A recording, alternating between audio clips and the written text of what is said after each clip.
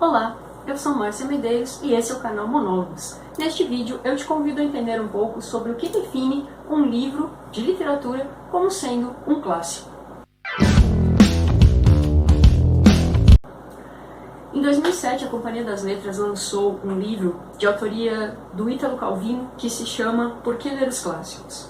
Nesse livro, o Ítalo Calvino vai fazer uma apresentação de alguns livros literários que ele considera como sendo obras clássicas. Entre esses livros vai estar, por exemplo, o Dom Quixote, que é uma das maiores obras literárias da história da literatura universal no mundo ocidental.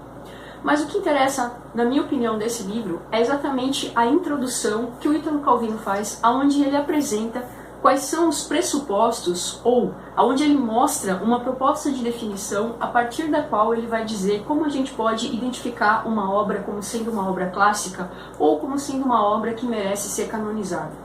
Eu gosto muito dessa interpretação do Ítalo Calvino porque ela é extremamente subjetiva. E hoje eu vou falar sobre ela para vocês, para que você possa escolher qual é o livro que você considera o seu clássico. Bom, primeira questão.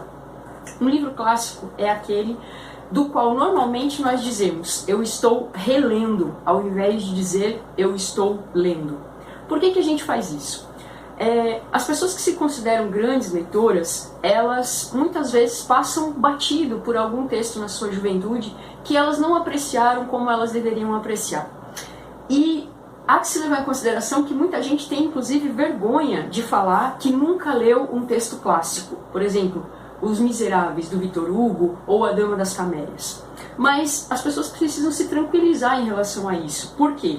Por maior que seja o conjunto de leituras que um sujeito tem na sua formação enquanto leitor literário, é importante frisar que sempre vai existir um grande número de textos ao qual ele nunca teve acesso. Por exemplo, qual é o acesso que a gente tem à literatura de origem africana ou afro-brasileira? Qual o acesso que a gente tem em relação à literatura árabe ou à literatura japonesa, chinesa? No mundo ocidental a gente não tem muito conhecimento sobre essas literaturas e com certeza esses textos também possuem os seus clássicos. Então é importante a gente frisar que existem textos que mesmo que a gente esteja lendo pela primeira vez, eles já se constituem um clássico pelo prazer que aquela leitura nos oferece. É lógico que quanto mais maturidade a gente tiver, quanto mais competência para executar a leitura de determinados textos a gente tiver, o nosso grau de aproveitamento em relação a essa leitura vai ser ressignificado, porque a gente vai alcançar outros níveis de interpretação, nós vamos encontrar outros detalhes que num primeiro momento vão nos passar despercebido, e automaticamente aquela leitura sempre vai ter pra gente um significado ampliado à medida que a gente vai entrando em contato com esse grau de maturidade enquanto leitor literário. Um clássico, e aí vem a segunda definição, é sempre um livro que constitui uma grande riqueza para quem o leu. Tá?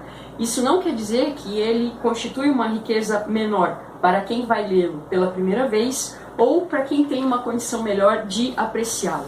Há que se levar em consideração que eu vejo hoje muita gente disputando a premissa de dizer assim, o autor fulano é melhor que o autor ciclano, o livro X é melhor que o livro Y. Isso tudo é uma questão de subjetividade. O livro X ou Y, ele é melhor para você dependendo justamente desse seu processo de entender a riqueza que aquele texto literário vai trazer para você.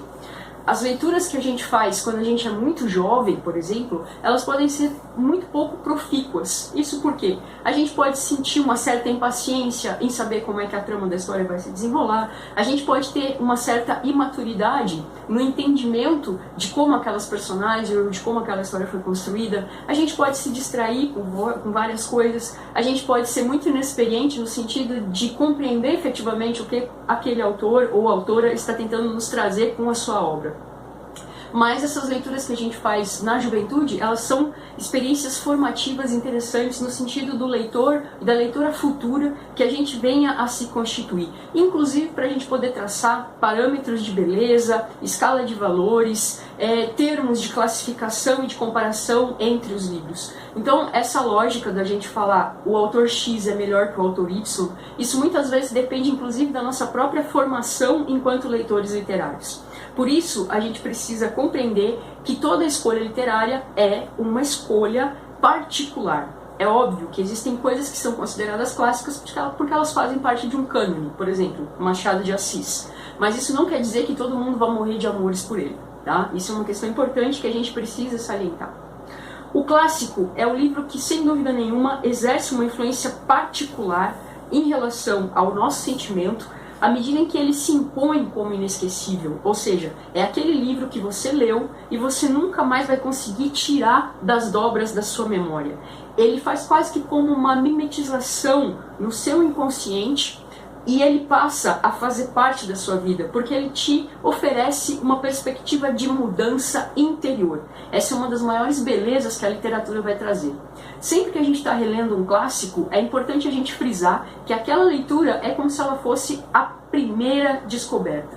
Tem muitos livros, e eu posso citar aqui como exemplo Os Meninos da Rua Paulo, que quando a gente chega no final, você gostaria que aquela história tivesse um outro final. E toda vez que você revisita esse texto, você espera piamente que aquela história tenha um outro término. No entanto, a gente sabe que isso não vai acontecer. Mas mesmo assim, a gente fica esperando aquele momento e cada vez que a gente revisita esses textos, a gente percebe detalhes que anteriormente a gente não tinha percebido.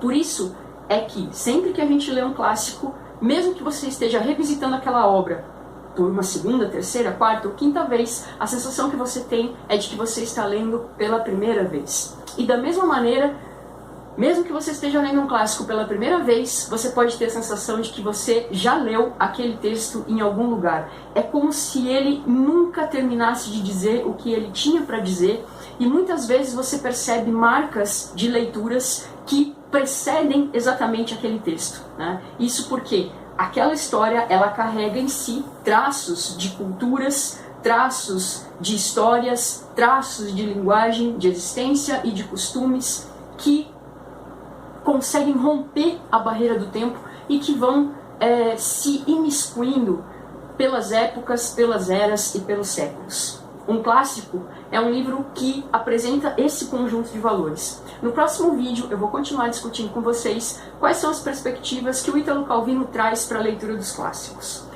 Deixe o seu like, curta o nosso canal e toque o sininho para fazer parte desses monólogos.